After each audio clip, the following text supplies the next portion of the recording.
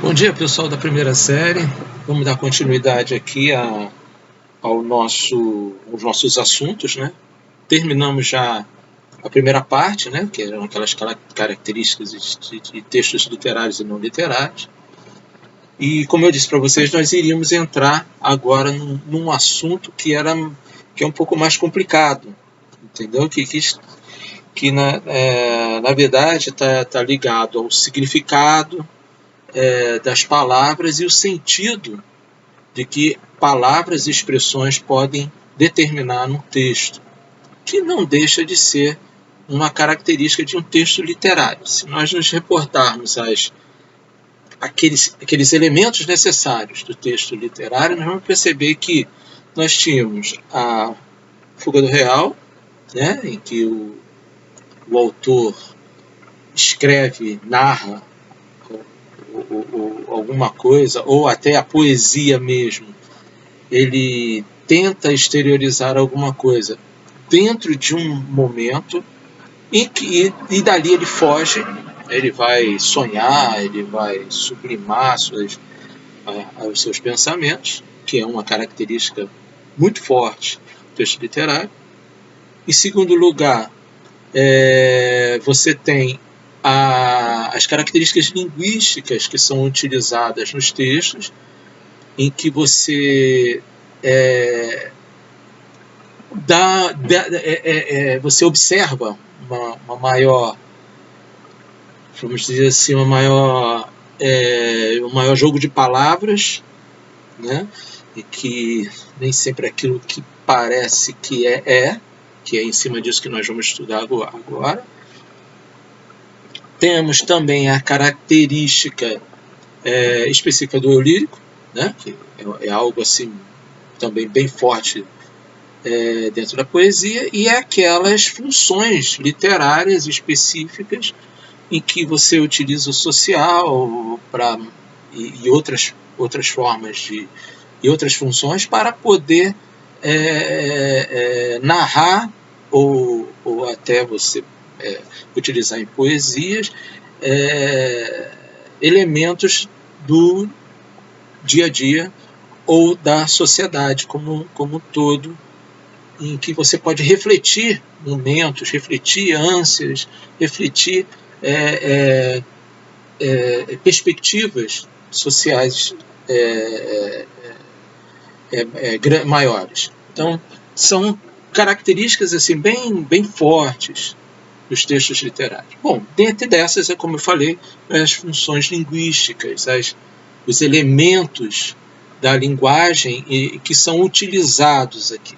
Bom, como vocês sabem, eu já tinha colocado antes, nós vamos começar a tratar das figuras de linguagem. Mas antes de começar as figuras de linguagem, nós temos que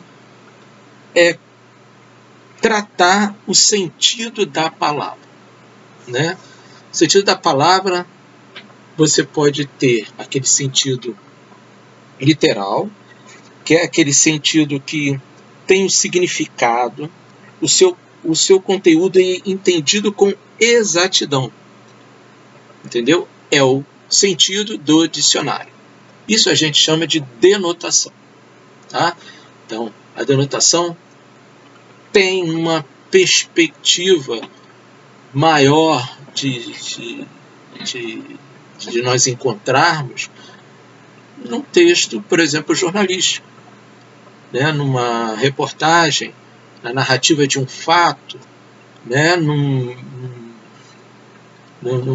momento em que a gente encara a forma com que a gente vê o real. Compreendeu? Esse daí é o sentido denotativo. Então, as palavras, elas representam puramente aquilo. Tá certo? Então, uma das formas que a gente observa isso, vamos colocar para fazer uma comparação, como eu estou querendo fazer com alguns textos do Drummond, né? Por exemplo, se nós estivermos numa comunidade alta, né, num morro, onde você tem ali uma pedra que está num lugar mais alto, E em virtude de uma chuva mais forte, ela está para rolar. Então, você vai ver que aquela pedra, a pedra pode rolar e cair. Então, a pedra é no sentido literal da pedra. É um objeto natural, né, que se desenvolveu na natureza por milhares e milhares de anos e que estava em determinado lugar. E pela ação do homem e a chuva, ela tende a cair em cima de uma comunidade. Então, a pedra ali. Então, há uma pedra atrapalhando a comunidade, que é aquela dali. Mas a pedra literal é aquela ali. Então, nesse caso, nós estamos diante da denotação. A pedra aí tem o seu significado denotativo, significado de dicionário, significado literal. Bom, aí, se a gente pegar o texto do Drummond, que está aqui na página 25, e nós falarmos que tem assim, no meio do caminho, né? E tem o seguinte, no meio do caminho tinha uma pedra no meio do caminho, tinha uma pedra no meio do caminho, tinha uma pedra. Nunca me esquecerei deste acontecimento. Na minha vida, de muitas retinas estão fatigadas. Nunca me esquecerei que no meio do caminho tinha uma pedra. Tinha uma pedra no meio do caminho, e no meio do caminho tinha uma pedra.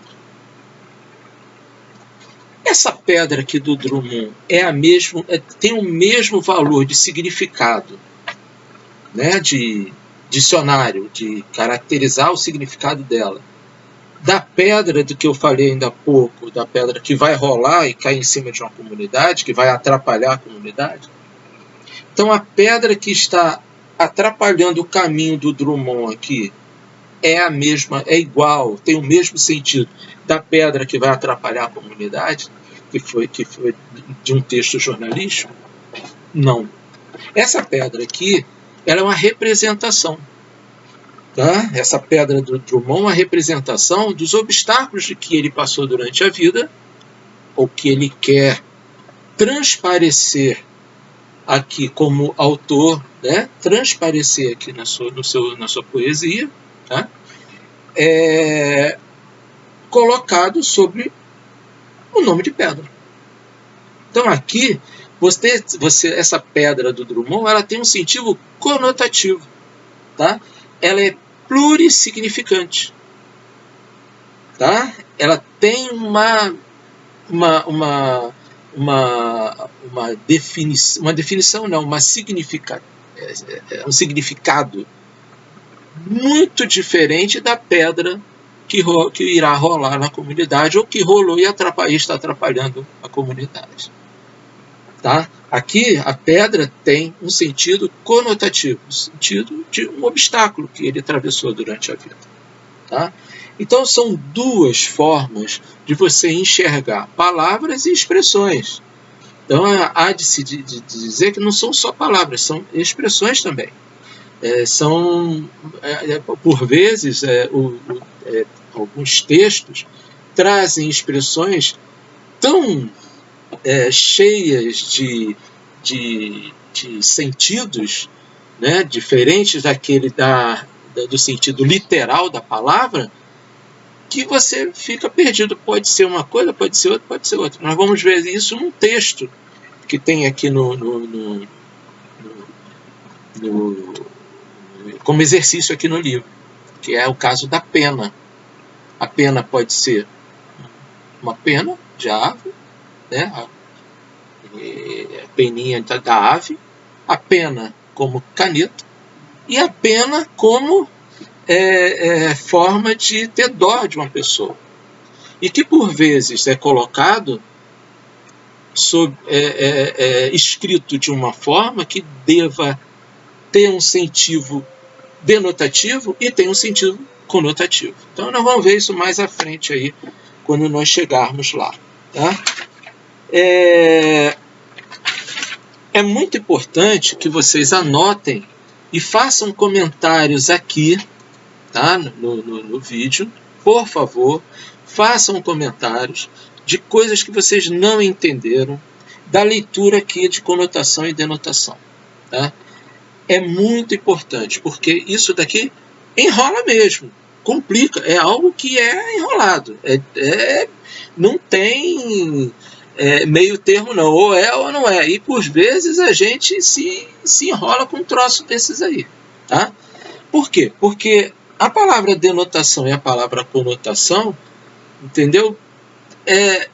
Elas são parecidas e na hora você pode inverter uma a outra. Então tem que estar com esses conceitos muito bem estabelecidos. Tá? Nós, professores, muitas vezes erramos até nesse tipo de coisa. Principalmente quando ele está de cabeça cheia com muita coisa, a troca. Nós trocamos isso daí.